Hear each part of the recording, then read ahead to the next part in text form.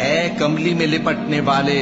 رات کو قیام کیا کرو مگر تھوڑی سی رات، یعنی نصف رات یا اس سے کچھ کم قیام کرو یا کچھ زیادہ، اور قرآن کو اچھی طرح ٹھہر ٹھہر کر پڑھا کرو۔ ہم ان قریب تم پر ایک بھاری فرمان نازل کریں گے، کچھ شک نہیں کہ رات کا اٹھنا نفس کو سخت پامال کرتا ہے، اور اس وقت ذکر بھی خوب درست ہوتا ہے۔ دن کے وقت تو تمہیں اور بہت سے شغل ہوتے ہیں، تو اپنے پروردگار کے نام کا ذکر کرو اور ہر طرف سے بے تعلق ہو کر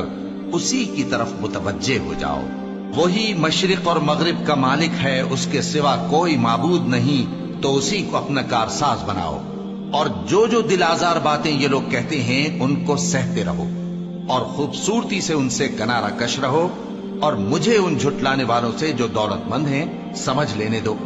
اور ان کو تھوڑی سی مہلت دے دو۔ کچھ شک نہیں کہ ہمارے پاس بیڑیاں ہیں اور بڑی زبردست آگ ہے،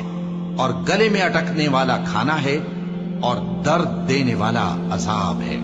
جس دن زمین اور پہاڑ کانپنے لگیں اور پہاڑ ایسے بھربھرے ہو جائیں گے جیسے ریت کے ٹیلے، اے اہل مکہ، جس طرح ہم نے فرعون کے پاس موسیٰ کو پیغمبر بنا کر بھیجا تھا، اسی طرح تمہارے پاس بھی محمد صلی اللہ علیہ وآلہ وسلم ایک رسول بھیجے ہیں جو تمہارے مقابلے میں گواہ ہوں گے۔ سو فرعون نے ہمارے پیغمبر کا کہا نہ مانا تو ہم نے اس کو بڑے دردناک انداز سے پکڑ لیا۔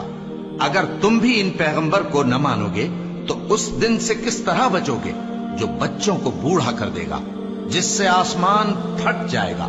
یہ اس کا وعدہ پورا ہو کر رہے گا۔ یہ قرآن تو نصیحت ہے، سو جو چاہے اپنے پروردگار تک پہنچنے کا راستہ اختیار کر لے۔ تمہارا پروردگار خوب جانتا ہے کہ تم اور تمہارے ساتھ کے لوگ کبھی 2/3 رات کے قریب اور کبھی آدھی رات اور کبھی تہائی رات قیام کیا کرتے ہو، اور اللہ رات اور دن کا اندازہ رکھتا ہے۔ اس نے معلوم کیا کہ تم اس کو نبھا نہ سکو گے، تو اس نے تم پر مہربانی کی، پس جتنا آسانی سے ہو سکے اتنا قرآن پڑھ لیا کرو۔ اس نے جانا کہ تم میں بعض بیمار بھی ہوں گے، اور بعض اللہ کے فضل یعنی معاش کی تلاش میں ملک میں سفر کریں گے، اور بعض اللہ کی راہ میں لڑیں گے، تو جتنا آسانی سے ہو سکے اتنا قرآن پڑھ لیا کرو، اور نماز قائم کرتے رہو، اور زکوٰۃ ادا کرتے رہو، اور اللہ کو نیک نیتی سے قرض دیتے رہو، اور جو عمل نیک تم اپنے لیے آگے بھیجو گے اس کو اللہ کے ہاں بہتر اور صلے میں بہت عظیم پاؤ گے، اور اللہ سے بخشش مانگتے رہو، بے شک اللہ بخشنے والا ہے، مہربان ہے۔